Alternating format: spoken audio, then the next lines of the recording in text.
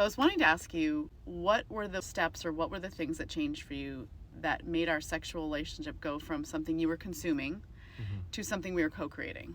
Oof. I mean, to be real honest, I think I was lacking a true sense of self-love and belonging.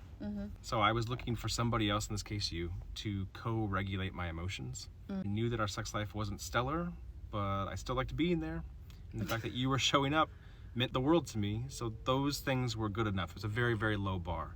I wanted it to be better, but I didn't feel like I had the language. Yeah. There's a lot of barriers, but ultimately, I think you started speaking up, and your clarity was a form of kindness to me, even though it didn't feel great. Yes. At the outset. And that clarity to your readers was, I don't want to have sex with you because it's not fun. Right. That was the clarity. Yeah, I think you actually left me a voice memo. It was 2 minutes long of I don't want to do this anymore. I was like, do what? The initial reaction was more panic than it was tell me more. Yes, he was more panicked.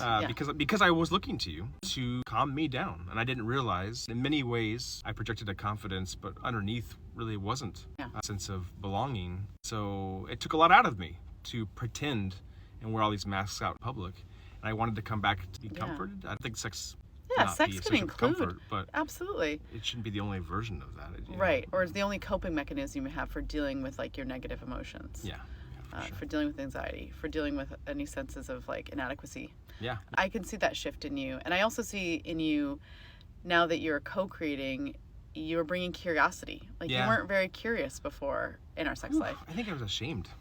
I don't know. Is there a correlation between shame and curiosity? I mean, I think there is. If you know that you're participating in something and you desperately want it, but it's not going well, you're not really incentivized to ask good questions because you know the answer. Or you're afraid of the answer.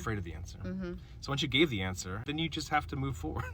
So for me, part of that moving forward was actually going to therapy and trying to figure out why underneath I was missing that sense of belonging, that needing somebody else, that codependency to calm me down. Or validate you or confirm you. Yeah, and it can only be sexual validation. That he would constantly say, well, this is the way I feel most validated is when we're having sex. And I was kind of what?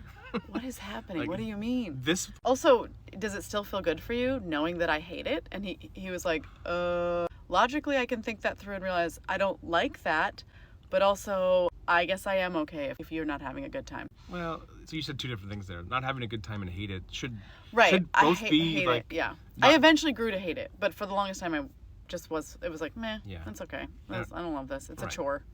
I don't know. Either way, I should have been more receptive, more responsive, more curious. But I do think that growing up in the church, a lot of narratives that reinforce these things. I didn't want to have a one-way sexually pleasurable relationship, but when it was clear that you weren't having as good a time, I was like, oh, well, all the guys in church said this is probably the way it is. The women just don't like it. Basically, in church, men and women just teach you that everyone's sex life is bad. Yeah. The number of lessons I sat in were wives aren't going to like sex very much. No, women love sex. They just don't like bad sex. Yeah. And so these are just men standing up every Sunday telling us how bad they are at it. It's very strange. Church is the weirdest grooming, honestly. Yeah, so I just wanted to ask you that question. All right. It's fun to co-create. I like this much better. Yeah.